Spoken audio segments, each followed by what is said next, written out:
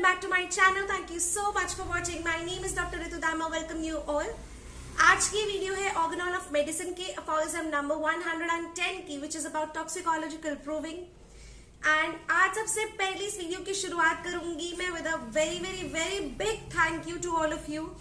Organon of medicine बहुत सारे students पढ़ना चाहते हैं. I'm really very sorry कि मैं बहुत जल्दी, जितनी जल्दी आप अफॉरिज्म रीड कर लेते हैं, पढ़ लेते हैं, समझ लेते हैं, उतनी जल्दी मैं आप लोगों के लिए ऑर्गेनॉन की वीडियोस नहीं ला पा रही हूँ.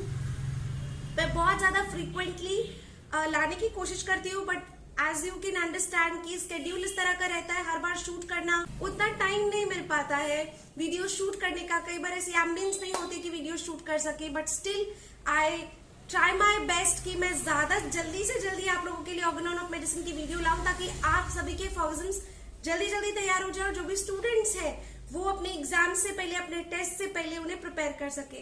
सॉरी अगर आप लोगों को बुरा लगता है कि मैं बहुत जल्दी ऑर्गेनॉन की वीडियोस नहीं ला रही हूँ, बट बीच में कुछ और वेराइटीज भी for all those who are not student उनके लिए लानी पड़ती है. इसलिए I can just say sorry to you and can say a big thank you to all of you कि आप इतना ज्यादा अप्रिसिएट कर रहे हैं, मेरे काम को इतना प्यार दे रहे हैं. आज हम बात करेंगे अफॉरिज्म नंबर 110 की, विच इज अ डिफिकल्ट अफॉरिज्म. बहुत ध्यान से समझने की कोशिश कीजिएगा. इसका थोड़ा लैंग्वेज बहुत ट्विस्टेड है, लेकिन बहुत इजी है. जब आपको समझ आ जाएगा, when you will give a simple read to it, you will understand. ये बहुत इजी है, तो इसे हम लाइन बाय लाइन करेंगे आज के इस वीडियो में. अगर आपको ये वीडियो पसंद आती है तो please don't forget to give a like. Please, आप इतने सारे लोग पढ़ते हैं, इतने सारे लोग वीडियोस को देखते हैं, लाइक्स भी दिया कीजिए. It will just take a moment. आप लाइक दिया कीजिए, सब्सक्राइब कीजिए चैनल को अगर अभी तक सब्सक्राइब नहीं किया है. सबसे इंपॉर्टेंट, शेयर कीजिए ताकि ज्यादा से ज्यादा लोगों को पता चल सके चैनल के बारे में.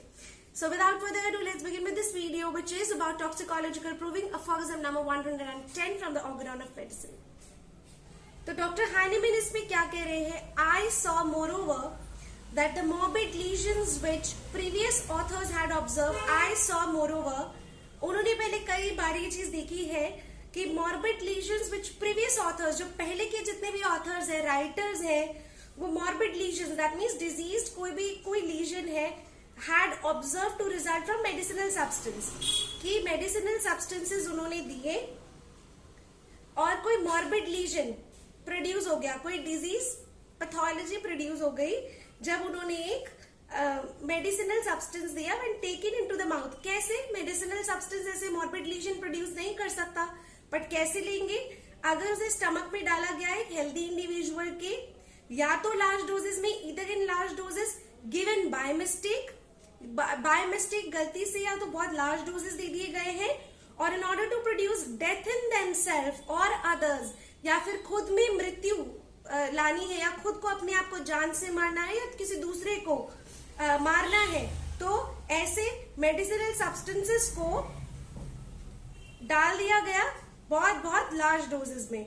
ये प्रीवियस ऑथर्स जो हैं उनका खुद का ये रिटन पार्ट है कि मॉर्बिड लीजन्स प्रोड्यूस होते हैं, और अंडर अदर सर्कमस्टांसेस या बाकी किसी परिस्थितियों में, accorded very much with my own observation, जो कि बहुत मेल खाती है डॉक्टर हाइनेमैन की ऑब्जर्वेशन से, when experimenting with the same substance on my self. जब वो खुद एक मेडिसिनल सब्सटेंस अपने ऊपर एक्सपेरिमेंट कर रहे थे, तो उन्होंने भी ये चीज एक्सपेरिमेंट किया अपने ऊपर और हेल्दी इंडिविजुअल्स में, तो देखा कि कहीं ना कहीं इस तरह से होता है. These authors give details of what occurred as history of poisoning. तो ये जो जिनकी ऑथर्स की, प्रीवियस ऑथर्स की बात की जा रही है, ये जो राइटर्स है, इन्होंने पूरा डिटेल दिया है कि क्या क्या हुआ था पॉइजनिंग में, क्या हिस्ट्री रही पूरी पॉइजनिंग के केसेस में, and as proofs of pernicious effects of these powerful substances. और क्या क्या प्रूफ है, क्या क्या साबित हो सका कि इनके कितने ज्यादा परनीशियस, या मतलब बहुत फैलने वाले, बहुत डेंजरस क्या क्या इफेक्ट्स हो सकते हैं इन पावरफुल सब्सटेंसेस के.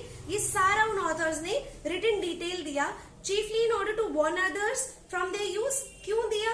ताकि वो बाकी लोगों को चेतावनी दे सके कि इसका इस्तेमाल कैसे करना है, नहीं करना है.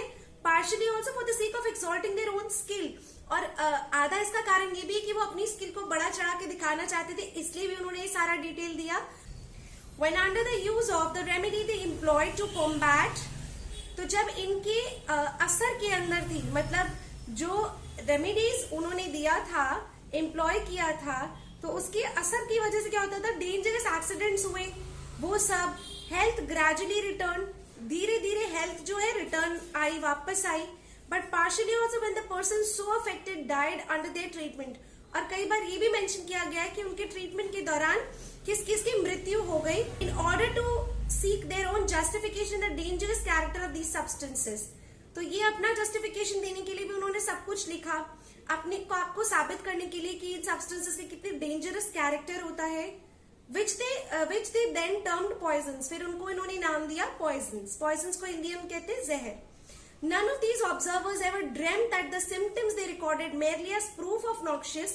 कभी भी उन सभी ऑथर ने सपने में भी नहीं सोचा होगा कि जो वो सिम्टम रिकॉर्ड करके गए हैं, merely as proof of the noxious and poisonous character of these substances, सिर्फ किस लिए वो रिकॉर्ड करके गए हैं कि नॉक्शियस क्या क्या, इन सब्सटेंसेस के कितने पॉइजनस कैरेक्टर्स हैं, चरित्र कितना ज्यादा जहरीला है वो बताने के लिए, इनके टॉक्सिक इफेक्ट्स क्या है ये साबित करने के लिए, were sure revelations of the power of these drug to extinguish curatively similar substances. कभी उन्होंने सपने में भी नहीं सोचा होगा कि जिन नॉक्शियस एंड पॉइजनस कैरेक्टर वाले सब्सटेंसेस के बारे में वो इतने सारे प्रूफ्स देकर गए हैं, वो कभी किसी सिमिलर सिम्टम्स मैच करके किसी भी केस को क्योर कर सकता है और किसी नेचुरल डिजीज के लिए क्योरेटिव हो सकता है, किसी नेचुरल डिजीज के लिए क्योरेटिव भी हो सकता है। That their pathogenic phenomena were intimations of their homeopathic curative action। कभी उन्होंने सपने में भी नहीं सोचा होगा कि उनका ये जो डिजीज फिनोमेना था वो कभी होम्योपैथिक क्योरेटिव एक्शन में ट्रांसफॉर्म हो सकता है। And that the only possible way to ascertain their medicinal power is to observe those changes of health। और जो एकमात्र तरीका होगा उनके मेडिसिनल पावर्स को ऑब्जर्व करने का, वो होगा जब health medicine are capable of producing in healthy organism. जब ये मेडिसिन हेल्दी ऑर्गेनिज्म में वही सब सिम्टम्स लाने की कैपेबिलिटी रखेंगे। For the pure peculiar powers of medicines available for the cure of disease are to be learned neither by any ingenious a priori speculations। बहुत important line है, अब इसे ध्यान से करेंगे।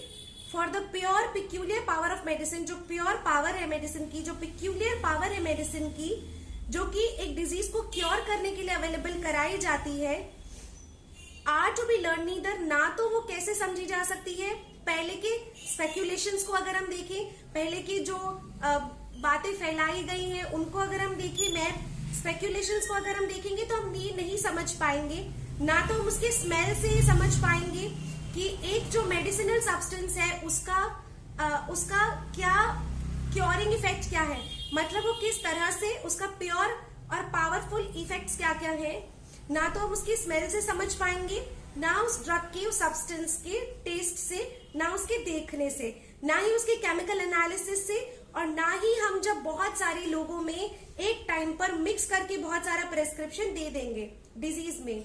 It was never suspected that this history of medicinal disease would one day, उन्होंने कभी भी एक सस्पेक्टेड सोचा भी नहीं होगा, एक शंका तक दिमाग में नहीं आई होगी कि किसी एक दिन ये जो हिस्ट्री है पूरा मेडिसिनल डिजीज का, वो किसी एक दिन उनमें से ही कुछ उठाएगा और पूरा मटेरिया मेडिका प्योरा एक बन जाएगी, which from the earliest time से आज तक सोली जो कि फॉल्स कंजेक्चर्स पर, फॉल्स कंक्लूजन्स पे, इमेजिनेशंस पर आधारित थे, जो समझते थे ऐसा कुछ होता ही नहीं है, उन्होंने कभी ड्रीम भी नहीं किया होगा, उन्हीं चीजों की जड़ों में से निकलकर देखा गया कि वही ड्रग सब्सटेंसेस किस तरह से नेचुरल डिजीजेस को क्योर कर रहे हैं। यहाँ बेसिकली बात की जा रही है नोजोड्स की, पॉइजन्स की।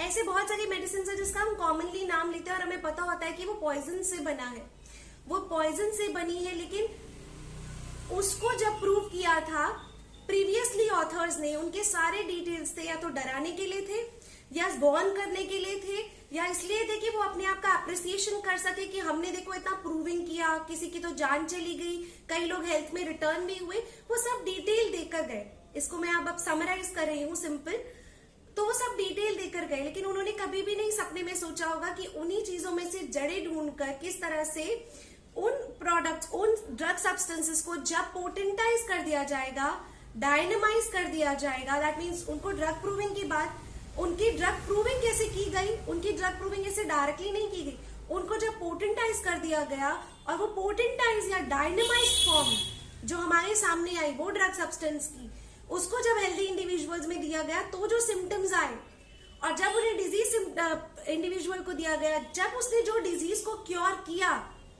वो कभी भी इमेजिन नहीं कर सकते थे कि जिनको उन्होंने पॉइजन टर्म दिया, जिनको उन्होंने जहर कहा, वो आज दवा का भी काम कर सकते हैं। सो जो उनके लिए कभी एग्जिस्ट नहीं करती थी, सिर्फ इमेजिनेशन थी, आज वो बहुत बड़ी सच्चाई है हम सभी के लिए। So this is all about aphorism number 110। You give a simple read once again, एक बार और वीडियो देख लीजिएगा, अच्छे से क्लियर हो जाएगा। कोई डाउट हो तो प्लीज कमेंट सेक्शन में लिखकर बताइएगा। नेक्स्ट वीडियो में हम बात करेंगे नेक्स्ट फॉर्गजम के बारे में। I really hope that you like it. Please appreciate my effort by hitting the like button and sharing this video with your family and friends. Thank you so much for watching.